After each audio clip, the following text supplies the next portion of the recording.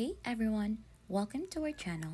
In today's video, we'll learn how to see all X or Twitter comments easy guide.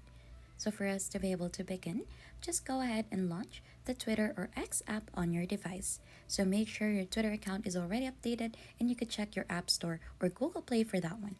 So once you're already in here, just go ahead and scroll and find in the post wherein you want to go ahead and see all the comments. So for example, this comment's in here. So if you click onto the comment button in here, it will go ahead and redirect you onto posting your reply or comment onto that specific post.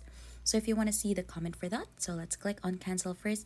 What you could do is to click onto the black spaces onto the post. So you could tap anywhere there, or you could simply click onto the time when that tweet was posted. So you could click onto that and it should go ahead and open comments in here onto that specific post. So you could go ahead and scroll down onto all of the replies or comment, and there are options as well wherein you could see the most relevant replies, most recent replies, or most like replies. So just choose which one you want to see, and right after you could go ahead and scroll down already to see all the Twitter comments onto that specific post.